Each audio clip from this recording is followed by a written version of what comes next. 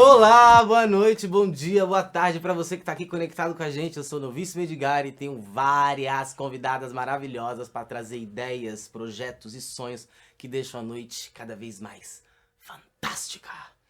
Você sabia que a Gucci, a Louis Vuitton, usou nas suas últimas coleções tecidos com padrões africanos de Gana, Tanzânia e Quênia? O que me cria dúvidas é saber por que só os tecidos africanos foram. Por que não os criadores, os pensadores e os corpos também não estavam lá, fazendo parte dessa produção e dessa criação? Fica a questão para trocar ideia aqui com essa maravilhosa La Robertita. É um prazer imenso estar aqui contigo, estar aqui respondendo esse grande questionamento que paira aí sobre o mundo da moda, né? Onde que estão esses corpos? Onde que estão essas mentes criativas? Onde que está a África dentro da indústria da moda, né?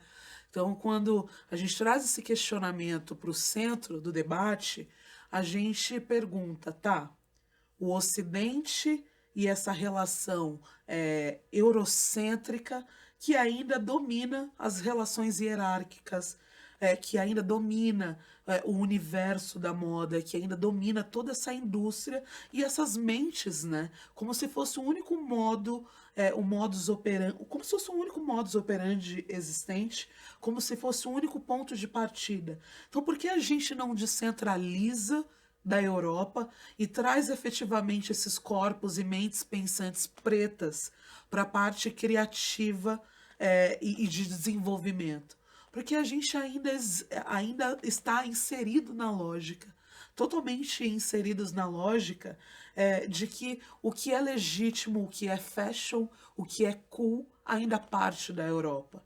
Então, quando a gente fala sobre representatividade, representação e descentralização, a gente usa em determinados momentos, ainda que seja importante e legítimo esse momento de ida, de trazer essa textura, de trazer essa identidade, a gente ainda paira para um lugar de token, né? Então, quando a gente não traz essas pessoas efetivamente para dentro dessas maisons, para dentro desse lugar de luxo e de validação, a gente ainda se utiliza de símbolos, mas ao mesmo tempo a gente não pode invalidar o quanto é importante a gente trazer essa matéria-prima, né? Essa matéria-prima para dentro do alto luxo, para dentro dessas peças, para dentro dessa modelagem. Então são dois lugares muito delicados que a gente pode caminhar. Bom, até então a gente não via a África como uma produtora, como um produtor de moda. A gente não via a África como um continente potente que representasse efetivamente esse novo momento para a moda nacional e internacional mundial, mas ao mesmo tempo levou visibilidade para essas pessoas, para essas mãos, para esses produtores, para essa identidade étnica. Então são dois caminhos muito atrelados e muito lineares, mas ao mesmo tempo nada lineares, porque a gente pode ter várias interpretações disso, né? Total, acho que foi através desse pioneirismo ou talvez desse neocolonialismo que a gente consegue ver um Ibn Camara fazendo o trabalho que ele faz hoje em dia. Exato, exato. Porque a gente descentraliza, né? A gente traz para esse imaginário novas figuras, novas construções magéticas, novas mãos. Então, outra cadeia produtiva, outra forma simbólica de construir, outro ponto de partida. Então, a gente está construindo uma narrativa, trazer a África, trazer esses elementos para esse centro de debate, do centro do debate, a gente tira essas pessoas da margem e a gente mostra, olha, essas pessoas elas produzem, elas sempre produziram, elas sempre se vestiram, elas sempre fizeram uma construção de imagem, de têxtil. Então, essas pessoas elas estão aptas. Vocês só precisam dar oportunidades para essas pessoas. Todos os dias é uma construção, né?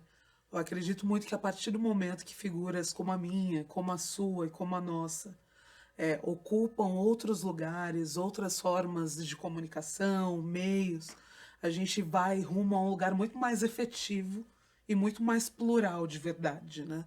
Então, estar nesse lugar hoje, dialogando com marcas de luxo, ao mesmo tempo que é solitário, é um momento de pioneirismo e muito importante para fazer uma virada de chave para esse lugar muito mais inclusivo e representativo, no final das contas, né? Total. Acho que no último momento, assim, tipo, das mulheres pretas num rolê desse, assim, o que eu consegui ver foi a Xenia França indo no desfile da Chanel, Aham. dando aquele rolê, e você conseguir ver essa ponte sendo criada, de falar, caralho, atravessou o oceano mesmo, tá chegando pra cá, pô, que Pois foda, é uma é. das nossas, tava ali no rolê ontem, que demais. Pois é, são iniciativas como essa, assim, ao mesmo tempo que ainda é muito singelo, é muito devagar, pensando aí nessa linha do tempo, pensando em 2023, ainda é um negócio meio que em doses homeopáticas, mas é importante e delicioso ver a Shane ali naquele lugar, né? Então ela foi levada pela Chanel, teve toda a estrutura mobilizada, ela foi com uma equipe, então a gente vê uma marcação de tempo, uma engrenagem totalmente nova para uma geração que sempre existiu. Para uma geração não, para pessoas que sempre existiram, né? Mas que trabalham muito para terem visibilidade, para terem acesso. Então a Xênia é a Total. representação desse novo início aí. Total, e tipo, eu fico de cara porque tem vários amigos que têm um porte de grana bem qualificado lá na conta bancária, mas puta, tem um mau gosto de roupa que eu vou te contar, viu? Puta que pariu, aí tu cola na molecada da quebrada, tá geral botando um Lacoste, Pois é. lançando um hairstyle diferente. Como que você entende esse comportamento de quebrada afetando na moda mundial? É muito representativo o quanto as periferias elas trazem esse simbolismo, né? Esse simbolismo das marcas de luxo. Então, quando a gente pensa em Louis Vuitton, e a galera fala É, Louis Luizito. Vuitton, quando a gente pensa nessa representação dentro das periferias, é entender que, por exemplo, esses produtos falsificados e essa necessidade de afirmação com correlação a um status social diz muito sobre pertencimento.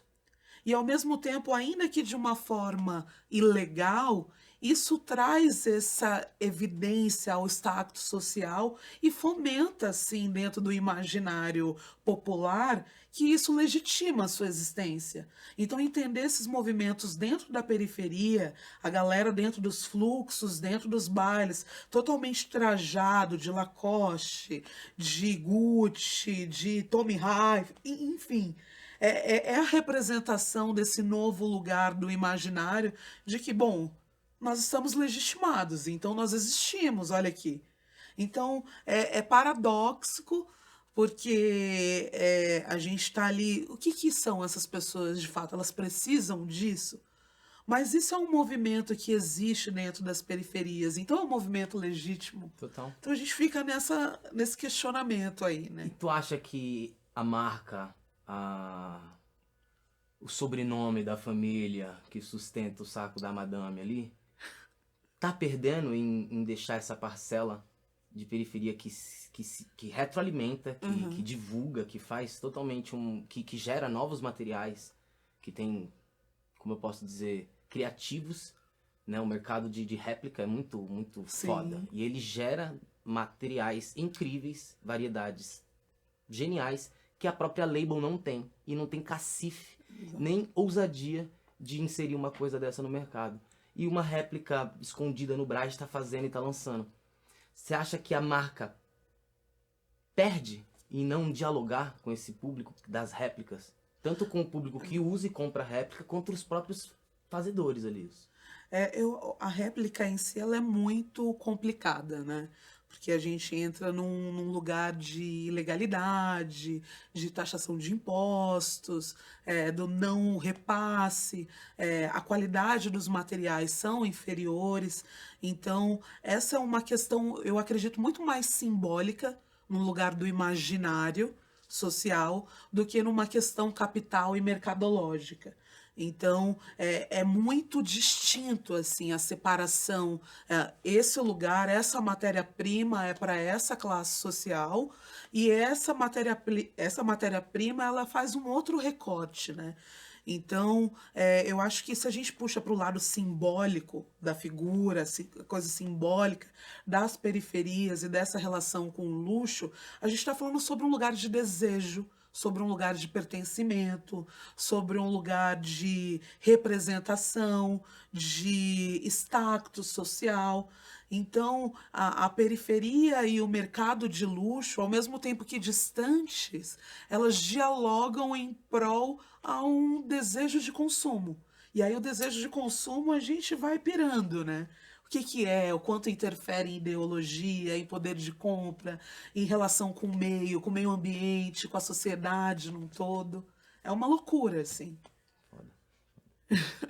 É que recentemente o MD Chef, né, que foi convidado pra fazer campanha com a Lacoste, eu penso mais ou menos nesse gap, assim, tipo, quantas Lacostes falsificadas ele não teve que usar e Exato, comprar e bancar exato, até a Lacoste conseguir valorizar e perceber o quão bom era aquele merchan que já estava acontecendo ali, exato. tipo, uma mídia espontânea.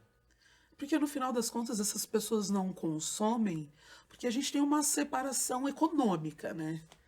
Se a gente desse poder de compra para essas pessoas, que obviamente não está dentro das periferias, não está dentro da realidade do brasileiro, a gente não estaria pairando aí pelas réplicas. Mas ao mesmo tempo é a legitimação de que essas pessoas elas podem pertencer àquele imaginário. Elas podem, até eu chegar nesse lugar de dialogar com marcas de luxo, efetivamente, eu fui uma pessoa que consumiu muito no brechó, que consumiu second hand, que consumiu essa coisa que já passou por outras pessoas. Então, a gente vai construindo essas figuras dentro desse imaginário mesmo, né? Então, quando a gente pensa que hoje ele está estampando uma campanha, é entender, tá, então quantas réplicas trouxeram essa pessoa até esse momento para que essa marca legitimasse essa vida de fato, essa imagem de fato. E a periferia, todos os dias, ela se auto-reafirma, né? Ela se autoafirma diariamente de, olha, nós somos uma potência, nós somos criativos, nós dialogamos, nós produzimos, ainda que com produtos subalternos. Total, total, total. Mas você romantizaria que essas vezes escassez faz um criativo? A gente tá ali num limite, né? É meio tênue, né? Precisa ser muito responsável, precisa de muita consciência de classe, assim, pra gente não pairar aqui a escassez. Mas eu acredito que isso traga multifacetas. É pensar que você, quanto artista, para legitimar a tua arte, você precisa ser um escritor, um pintor, um roteirista, fazer obras de arte, ser artista plástico. Então, na periferia, as pessoas elas precisam criar braços e multitalentos para que sobreviva e legitime, né? A gente não estaria aqui se a gente não tivesse justificado o nosso intelecto, o nosso poder de criação. E é a mesma coisa para o mercado, né? Até o mercado, ele legitimar vidas como a nossa, nós precisamos ser excepcionais no meio do caminho.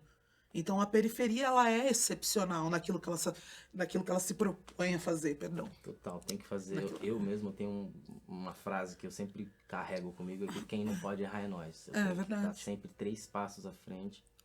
E é bem. E isso vai para a construção de imagem, vai para o nosso intelecto, vai para a nossa fala, vai para a nossa dicção, para a nossa arte. É tudo um conjunto de coisas, né, que fazem com que a gente legitime essa existência. Eu acho que a dor, ela é incômoda. E a dor, o trauma, acho não, certeza, né? A dor e o trauma são incômodos.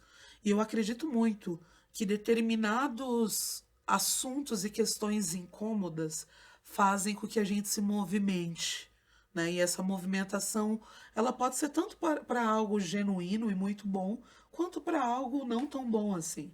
Depende para onde a gente mira, né? Então a dor, ela trouxe, assim. Então toda essa minha imagem e essa persona que você está vendo aqui, ela tem sim muitos lugares de dor. Eu tenho sim muitos gatilhos, Mas hoje eu virei uma chave para que eu não seja apenas a minha dor e que minha dor ela traga frutos efetivos para um mercado, para a minha comunidade, para um movimento geracional. Então, quem é a Robertita para além da dor? Partindo da dor, o que que ela fez? Quais são os feitos dentro do mercado e dentro do ofício dela? Então, a minha coleção hoje, ela não é só de um lugar de dor, mas de um lugar de inovação e desenvolvimento mesmo. Moda é cura, moda pode ser cura. Com certeza. A Moda pode movimento. ser alívio, moda pode ser... A moda pode ser muita coisa, né? O que a moda pode ser, Robertito?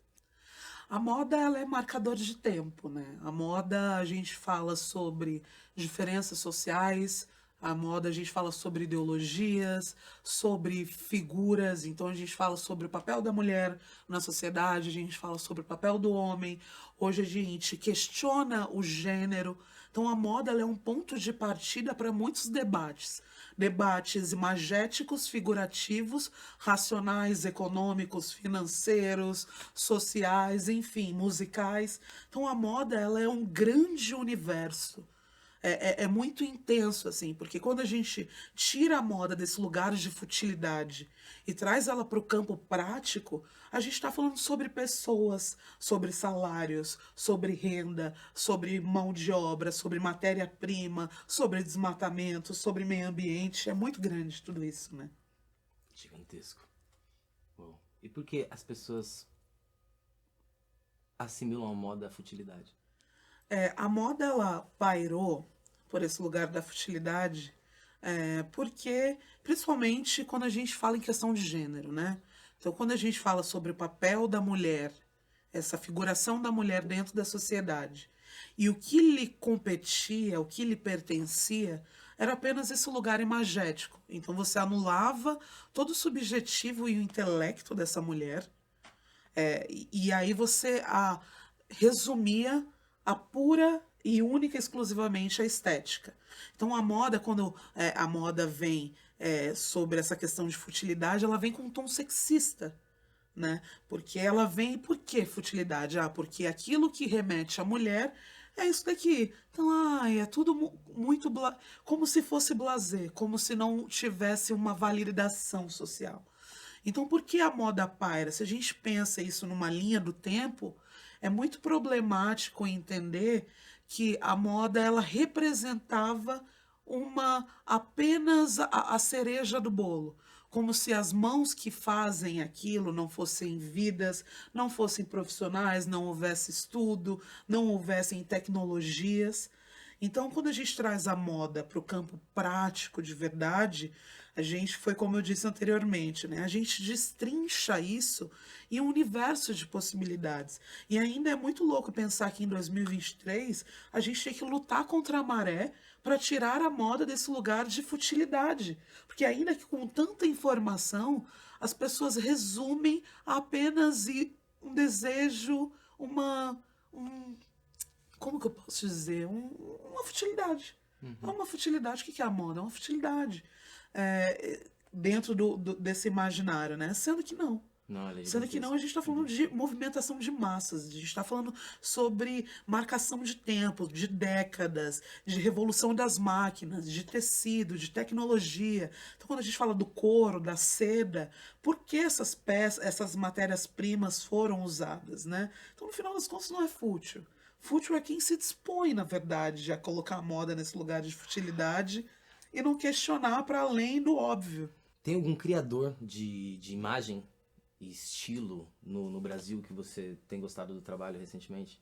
Eu acho que a gente está num movimento geracional muito bonito dentro do Brasil, assim.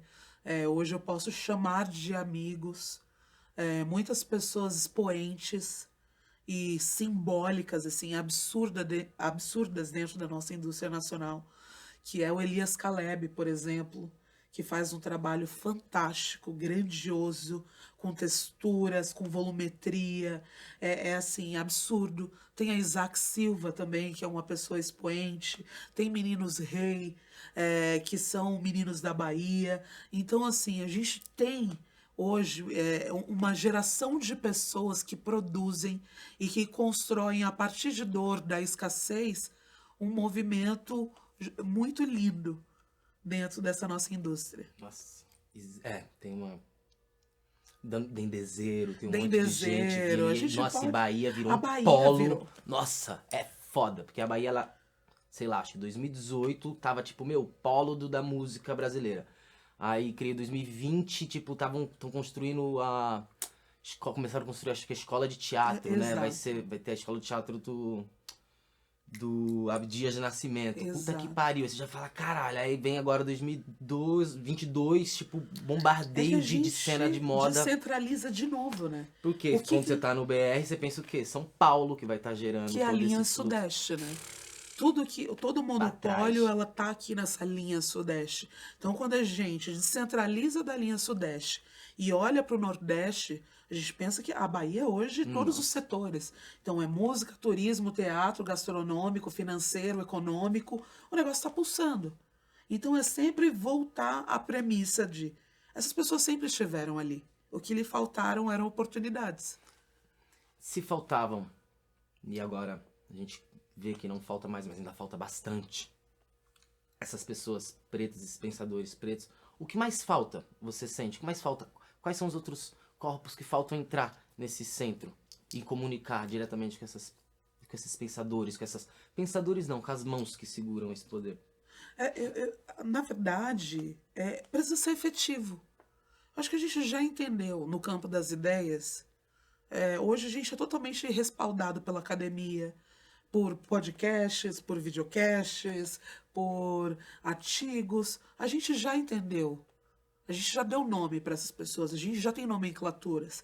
Então a gente precisa efetivamente de corpos trans, de corpos indígenas, de pessoas com deficiência, de pessoas pretas, de pessoas gordas, de mulheres. A gente precisa tirar do campo das ideias e desse campo metafórico, que é a representatividade, e trazer para algo real. Então eu quero chegar num lugar e ver uma produção de mulheres e pessoas diversas. Eu quero chegar num backstage e ver esse lugar muito mais diverso. A gente precisa começar a dialogar dentro dos nossos ciclos para a gente maximizar para uma indústria, né? Porque se a gente não muda indoor, a gente não vai conseguir mudar, a chegar numa mudança efetiva na pessoa que bate o martelo. Eu acho que é gradual. Por isso que figuras como a Isaac, como a Dengrezeira, como Elias Caleb e várias outras figuras representam muito. Porque são movimentos micros que fazem exato, potencializa essa engrenagem e faz com que isso gire efetivamente. A moda gira, gira, gira e não para, né?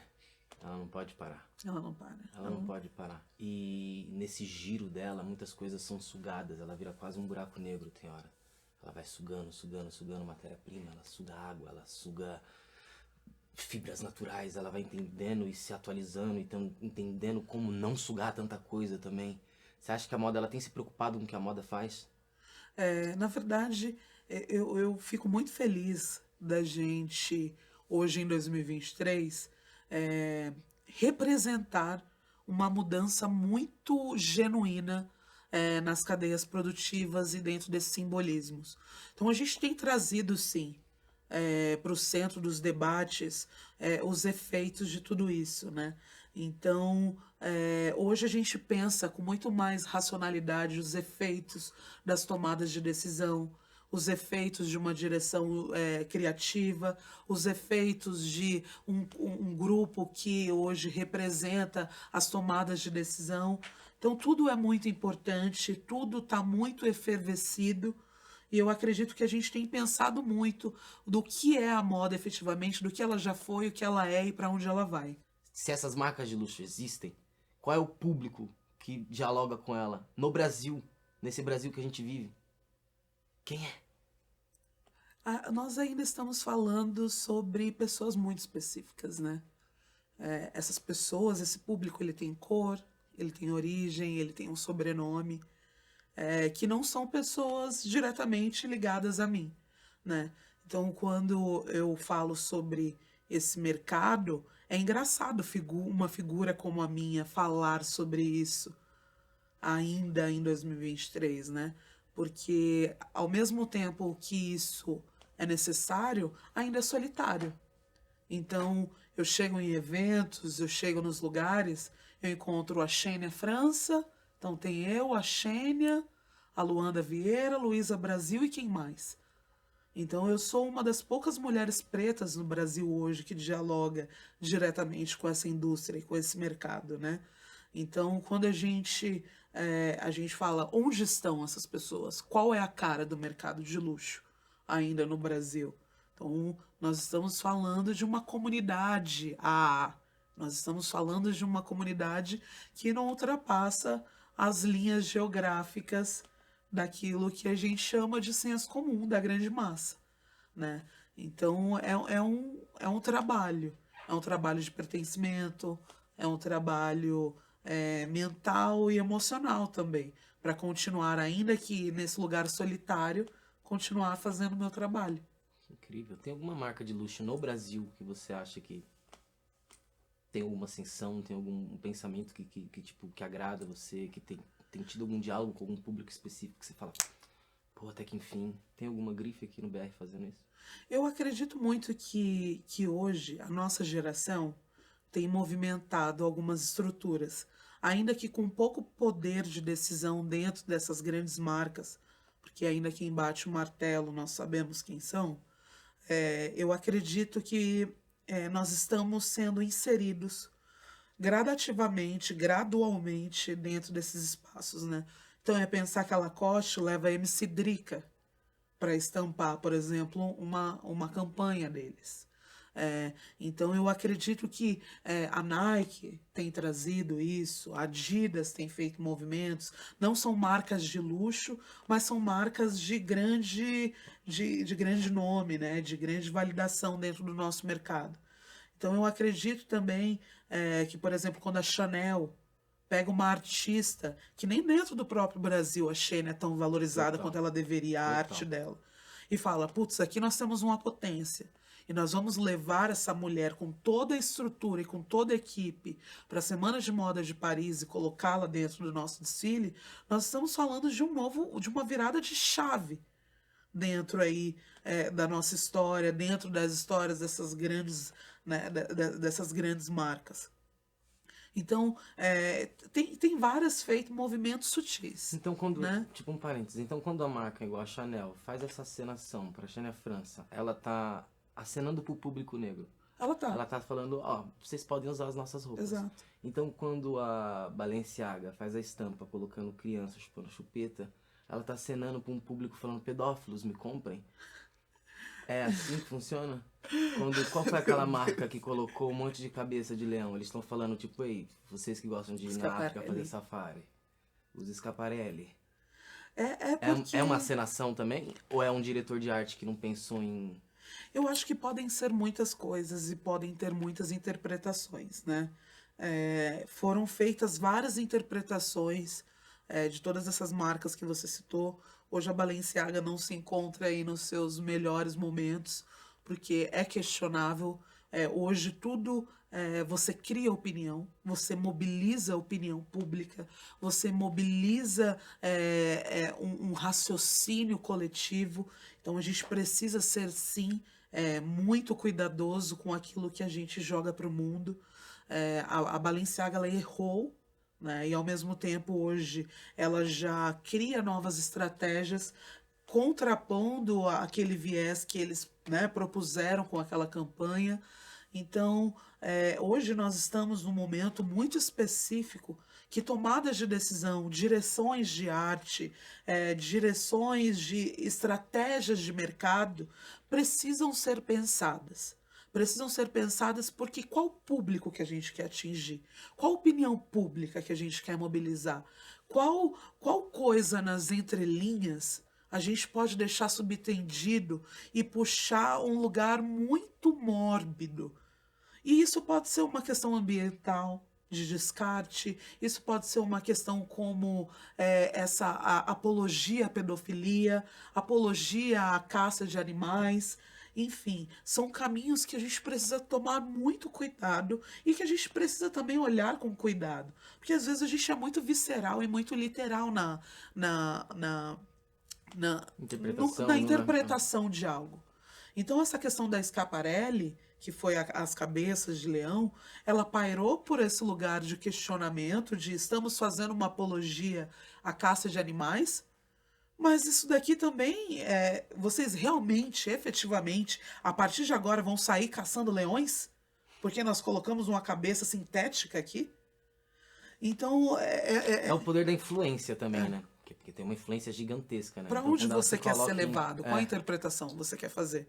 No caso, ela nem influenciou, ela só jogou Exato. Então, uma a partir de bifurcação. agora, você vai sair caçando leões. Então, o problema não é da Schiaparelli, no caso, e sim de que nem a mesma pessoa que coloca a moda no lugar da futilidade.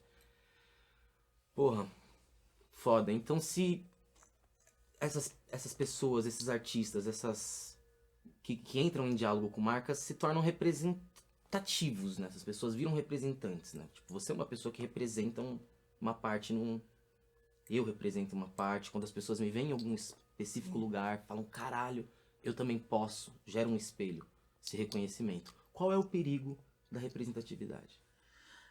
Eu acredito que a representatividade, hoje, a gente já chegou num lugar até de esvaziamento dessa palavra. Ainda que ela tenha nos guiado até aqui, para construir identidade étnica. Então, hoje eu me reconheço como uma mulher gorda, como uma mulher LGBTQIA+. Então, a representatividade, ela trouxe esse nome, né? Até então, a gente não tinha nomes como... A gente não dava nomes, transição capilar. Representatividade, gordofobia. Nós éramos carentes das terminologias, né? E hoje, a representatividade, ainda que esvaziada, ela precisa ser efetiva. Então, representatividade, ela não é tóxica. Ela não é para ser nociva. Ela é para ser hoje ir para o campo prático. Então, a gente precisa parar de utilizar essa nomenclatura e trazer ela para o lado efetivo do negócio. Então, para contratação de pessoas, para validação de pessoas, para o fomento da vida dessas pessoas. Então, a representatividade ela só é nociva e perigosa a partir do momento que ela só fica aqui no campo das ideias.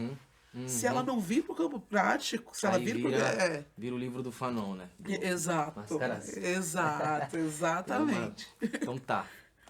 Pego a modelo negra, coloco ela na minha coleção, faço um shooting com ela, mas aquela velha história que todo mundo conhece. Todo o resto por trás da câmera, da lente. Exato. Exato. Então é meio sobre isso, né, gente? Gente, por favor, já deu time, viu? Ficar nessa palhaçada até quando? Se a moda é uma coisa tão gigante, vocês vão ficar só nesse pequeno recorte de vocês mesmo aí? Essa masturbação chata, sem graça? Faz nós gozar também, caralho. Parte criativo aqui pra botar ideia aí. Chama nós pra trabalhar, porra. Ó, perguntas rápidas então agora. Vai, se você tivesse uma casa de show, um bar, uma casa de show. Meu Deus. Qual seria o nome desse ambiente festivo? Nossa, eu ia chamar de quilombo. Quilombo? Quilombo. Por quê? Porque tudo pra mim parte de África. Então tudo que a gente pode trazer de África, de referência, eu gosto. Quilombo é um lugar bom de estar.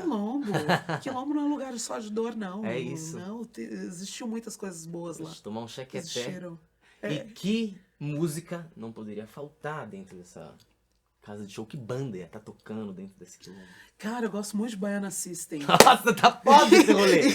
Tá gente, Érica Malunguinho, patrocina essa ideia. Guitarrinha baiana, afroché, sound system. Caralho, parceiro. Af. Calma aí que eu já... Entrada free? Entrada free... Às vezes, vai. Toda sexta-feira. Vai, quem tiver de branco paga a meia. Boa. Partindo desse princípio... Tocando Baiana System, dentro da casa de show Quilombo. Roupa branca pagou meia, sexta-feira, aquela noite incrível, quente, estilo Salvador. Nossa. Quero estar lá. Saudade. Em breve. Robertita, qual foi a noite mais louca que você viveu na sua vida? Pode ser Brasil, Europa, qualquer continente. Aquelas eu não lembro. Ganhou! Traz o prêmio pra ela! Traz, pode trazer. Entra aí, produção. Ah, mano, uma viagem pra Bali. Não, mas inclusive recente. Foi com o Baiana System, foi na Bahia, Festival Verão. Agora. Foi bem gostoso. Foi bem, uma noite foda. Foi frenético. Porque pra mim, noite boa tem que ter música. Gente, é nesse clima sorridente que a gente vai chegando ao final da nossa... Não chamo nem de entrevista. Isso daqui foi o melhor date que eu tive em anos, gente. Nossa, que maravilha de pessoa. É recíproco. E falaram pra mim, não, é uma voz solitária. Para, mano. Tamo gritando junto. Tem um monte de gente contigo, mano. Real, mano. 5.000 ancestrais da esquerda, direita, atrás. Tá todo mundo contigo. Real, mano. E conosco, né? Conosco. Vamos junto. Vamos junto que a gente vai mais longe. Pois é, cada um tá puxando numa ponta, isso, né? cansou daqui, o outro pega no colo, vamos no dengo ali, mano. Pois é, verdade. Conta comigo, real, bicho. Eu também tô aqui. É papo 10. Papo Gente, 10. essa é a Robertita. Se tu não sabe, tu tá de chapéu no planeta Terra, viu? Aff, vai pesquisar, caralho. Só usa o WhatsApp, joga lá no Google, lá, dá uma lida. Faz o dever de casa. Robertita, Muito seu obrigada. caminho seja um Laroyê, que seja um Mojubá, que seja gigante, que seja Muitíssimo plural, obrigada. sabe? Que você tenha o dom do onipresente e esteja em vários lugares ao mesmo tempo. Pra nós que a gente possa se cruzar. Fiquei Por muito favor. feliz de ter te Ai, pegar uns conhecido. aviões junto, caralho. Ai, jeito, parler vamos, français. que a gente merece. Un peu de français, tu parler? Não. Eu fiquei sabendo que você deu um rolê na França. Eu tenho, mas Nós eu se ainda tromba lá, não... então. A gente se vê lá, na próxima temporada de moda, talvez. Très bien. Alta costura.